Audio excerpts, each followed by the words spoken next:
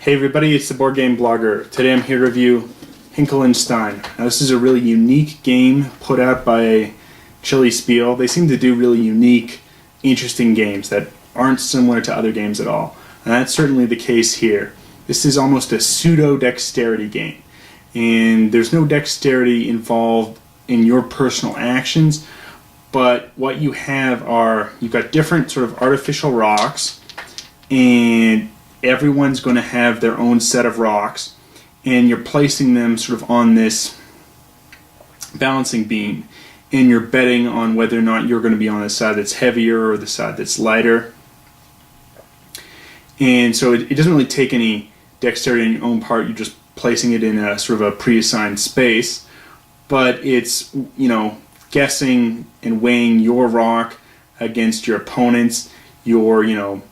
There's good negotiation with the other players to try and, we need to stop this player from winning, so, even though he's betting he's going to be on the lighter side, we've got to throw our light rocks here. And all of the rocks have sort of unique abilities. So you've got sort of the columns, the quartz, the menhirs, and the boulders. And so you've got 4 different rocks, and they've all got unique special abilities, beyond just the different weights. So for the columns, you've got just 2 columns, and your special abilities, you can choose to place both of them at once on this sort of the same time. You've got the menhirs, and you can actually sort of switch where the balance in the beam is. But I'm sure you kind of want to see how the game itself actually plays. Final comment sort of on the components before I get there. I think good components. It's pretty heavy because you've got a lot of rocks. Money in this game is just these wooden chips, which are used for the betting. I think that's perfectly fine.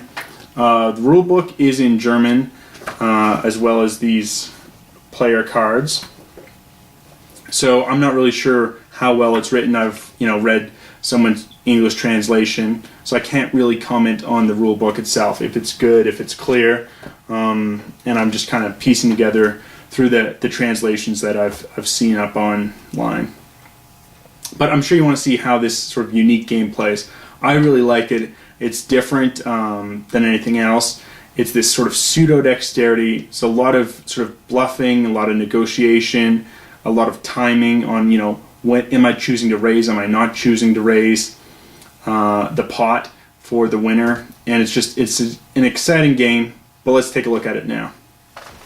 So here we've got sort of just the board initially set up, and I'll go through sort of the different abilities of all the different rocks. So the game's sort of played in with a 4-player game. You can play this with 2 or 3, but it's really best with the full 4 players. And everyone's going to be randomly dealt one of these cards, and then they'll get the associated rocks with it. And on each turn, someone's going to start, so everyone will have a turn to start. You're going to do a round. You're going to then sort of pick, do you think the lighter side or the heavier side is going to win? And you can choose to put money into the pot, raise it up, and then you'll place your rock. I'll just go through the different abilities of everyone first.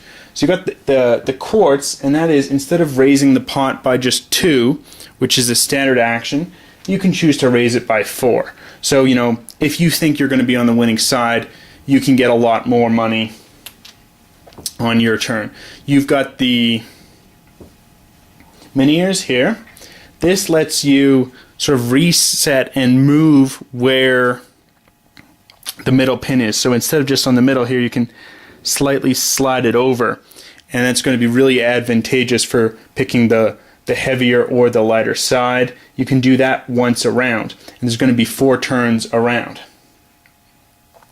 You've got the columns, and you will get them back each turn. Normally, if you use a rock, then that's it for the round. You can't use that rock again. You'll always get back the columns unless you choose to use them both on the same turn. and then you only get one of them back. The boulders here can choose to place the smallest boulder along with any of the other rocks if they have not yet placed the smallest boulder, and that's their special ability. You've also got this sort of Stone of Destiny, which each game is going to be put somewhere else along the beam, and that's so you can't just master the game and always tell, oh, if you always put these rocks here on this side, that's going to be the weight, and it's going to just sort of change the weight of the beam every game. It's, I think, a good move to keep replayability. So here for this example, we've got, let's say, the Miniers start, and then it's just going to go sort of clockwise. So they're going to choose, they're going to say 2, and they're going to say, I think the lighter side is going to win this. So they're going to bet 2. And then they'll place their stone. Now the columns player, they can choose to raise the pot if they want. They've seen the Minier player put really a very light stone down, so they think they're on board with it. They're going to raise the pot an additional 2, and they'll put their lighter stone down. Now it's over to the boulder player. Here he's not sure if he can still be on the lighter side, but he's going to go for it. He's not going to raise any though, because he's not sure about the weight. So he will now put his lightest. By doing this, however, he's going to lose his special ability to put it and any other stone on for the round. So it will go down, and now it's the quartz player. He thinks, okay, we can still really win the light side. I've got a light rock left. He's going to raise the pot by 4. Raise the pot by 4 and place the stone on. And it is. They're on the lighter side. So now they will split the pot, the 2 stones on the light side, split the pot. These stones are removed for the round, except for the column, which goes back. And now we advance. Now it's going to be the columns player. He will start. He can pick the light side or the heavy side. He's going to say, I think I'm going to pick the lighter side is going to win, because most people have used their light rocks. He thinks he's got a good chance with the light again. He's going to pick the light, and the pot is 2. Now it's over to the boulder player. He doesn't really think he's got a light enough rock, so he's just going to kind of use a heavier one here.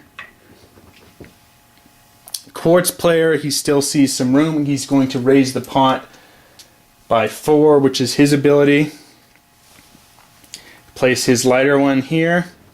And now it's over to the Minier player. He's not going to raise the pot, but will place his.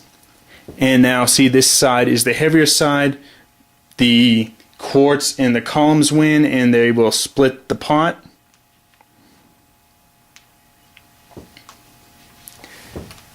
And the used stones are removed. Now it's over to the boulder player. He's going to say, I think I'm going to go with the heaviest rock, that the heaviest stone wins. He's going to put his heavy stone here. It's the quartz player. He says, yeah, I think, we've got a good chance. Let's raise the pot another 4. We'll put the heavy stone down. The Minier player, he's going to raise 2, and he's going to put a heavier stone down.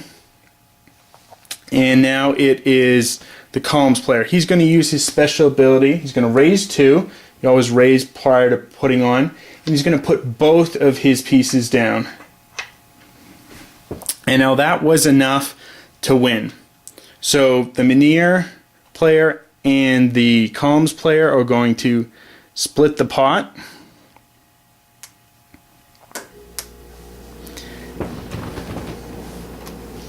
And the columns player now will lose one of his, because the lighter ones have been used. He thinks that's a good one to give up, and everyone else loses their stones. Now it's over to the quartz player. He says, I'm going to bet on heavy, and we will do we'll do 4 again. And he's kind of weighing which one's heavier. Okay, we'll go here. We'll go with the heavy. The Minier player thinks, okay, it's good. Let's move this over. I'm going to use my special ability.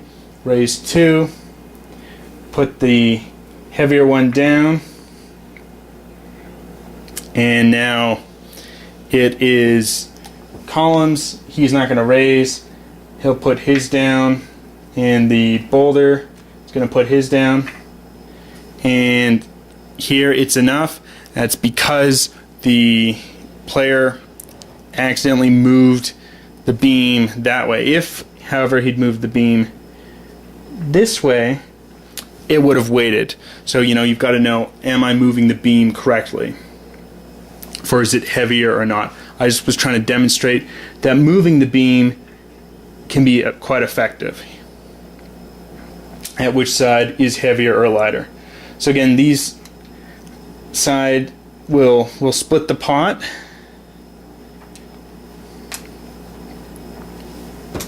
And these pieces will now all go back. It gets reset, and these 4 are randomly redealt, and you're going to do 4 total rounds. And that's sort of just how the game plays. Whoever's going to have the most money at the end wins. So it's an interesting game. I think, however, over multiple plays, it seems that the columns are really the least balanced. And, for this demonstration, I really wasn't doing, the thinking and the bluffing that you'd put in to a full game. But the columns seem to be the weakest. They typically lose the most because their heavy isn't as heavy as the other people's heaviest, and their light one isn't as light as other people's lightest. They do have a unique ability, and they're getting theirs back. But based on the turn order, that's really key on who's initiating the bid and what they're stating. It's really interesting. All the other rocks have a good heavy, a good light, a good special ability.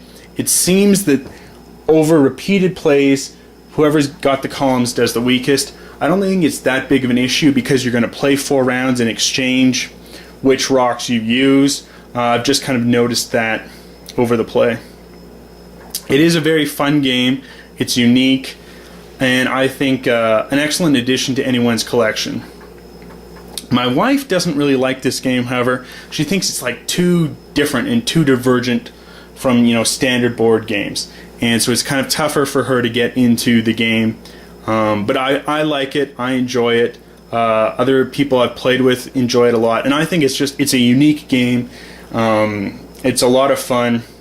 And you can get non-gamers into this type of game, quite quickly. I recommend it if you can find a copy. Till next time, I'm the Board Game Blogger.